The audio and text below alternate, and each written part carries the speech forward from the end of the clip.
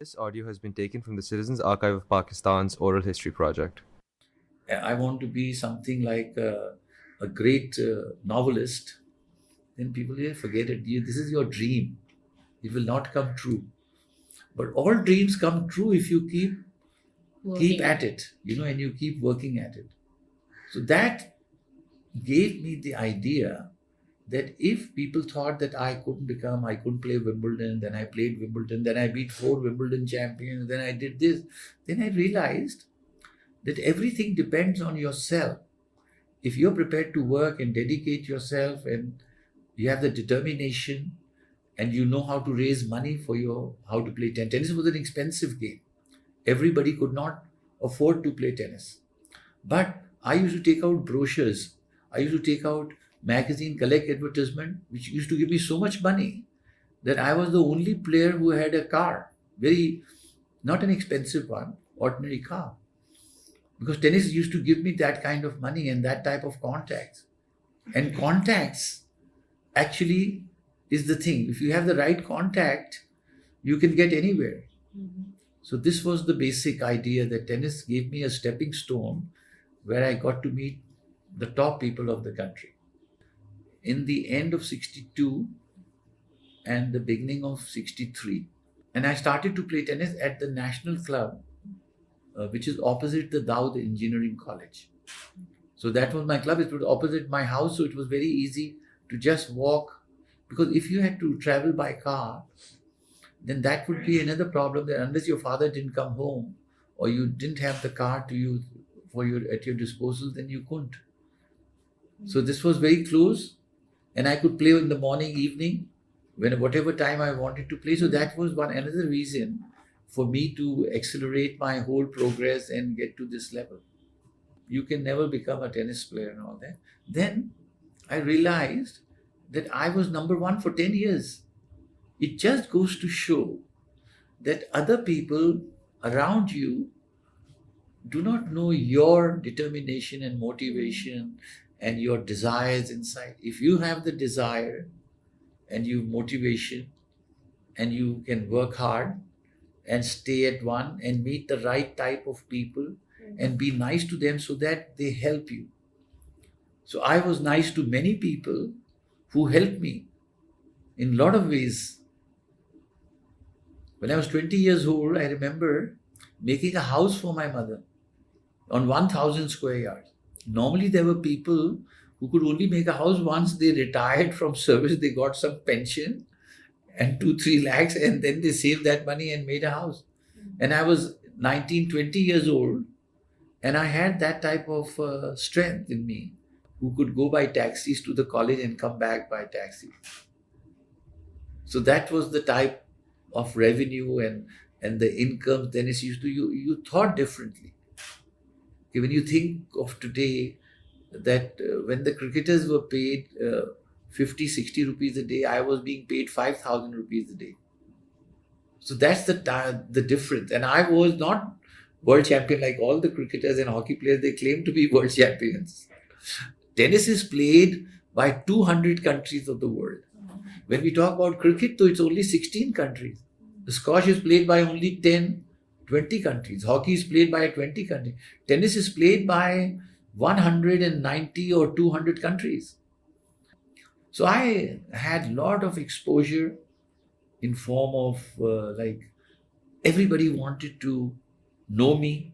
So I used to get a lot of publicity. Even if I won a small match, everybody in Pakistan knew me. Who the hell is Saeed Meer? Because my coach who used to work for Dawn. So I used to get great headlines. And he had such contacts that he would he would make other newspapers also write about me. And then I was tall and I was a runner, meaning hard work. We don't get players who want to work hard themselves. They are being by the trainer. People are getting trainers to make them run. People are getting trainers to make them how to bowl. People are getting trainers how to catch the ball. This was natural to people. In those days, people were hard workers. They knew how to do it. So Anwar Hussain was my coach. he will find a way how to get the socks, how to get the coaching, how to get to London. I could, if I wanted to go to London and if I wasn't employed by PIU, take out a book, magazine about put tennis players' pictures, put 20 advertisement, make 20,000 rupees and buy a ticket and go to London. It was the spirit and the direction that if you work in the direction, if you talk to people nicely, if you're a star and you can talk to people nicely, then out of 10, 5 people will accept to your request.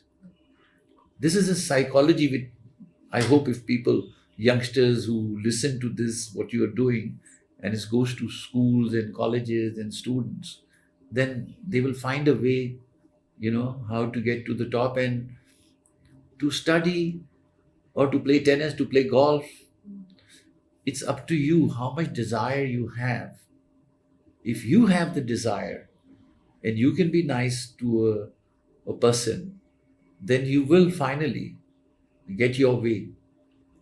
So this is the basic thing on which I would think this whole interview, that whatever I say, people who are listening, they must be inspired that it's not the money, it's your desire and what you can do for humanity, what you can do for other people that can transform them.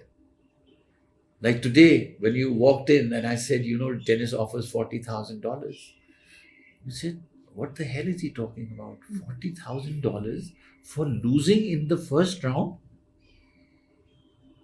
So it must have opened your mind and your eyes and everything. What the hell are we doing here? That we work for the whole 5 years and we can't say we have a $40,000 saving in our account.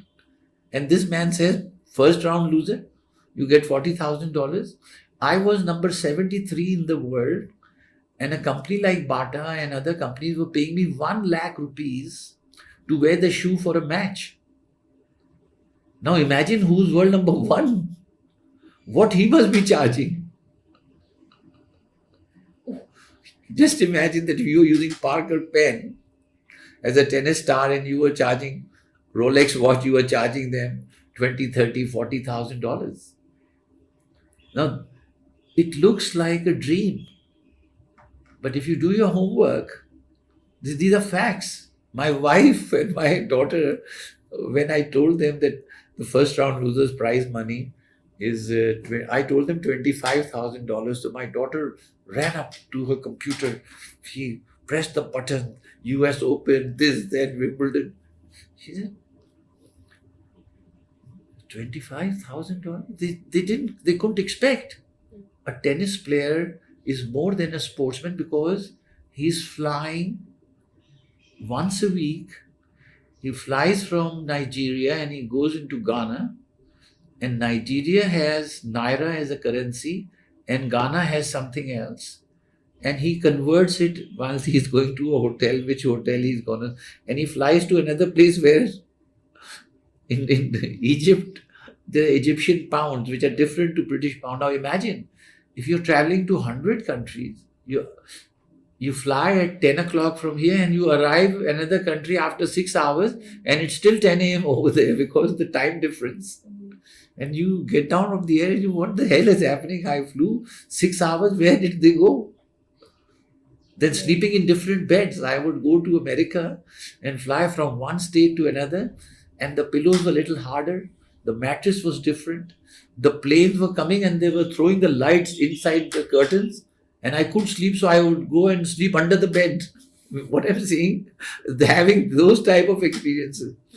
And staying in the best hotels, and there was some time that stayed in a worst hotel also.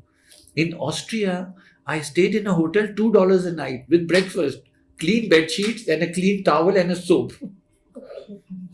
And there were today 300 pounds, 50,000 rupees for one night. So what I'm saying, what type of exposure you would get, like when you talk to people that, when I went to Australia for the first time, so I was collecting British pounds to take them with me if I go there. So there'll be pound because this is a British colony. When I landed over there were dollars. I took all the winter clothes when I went to Australia in January. I took the clothes, sweaters when I landed in Australia. It was summer over there.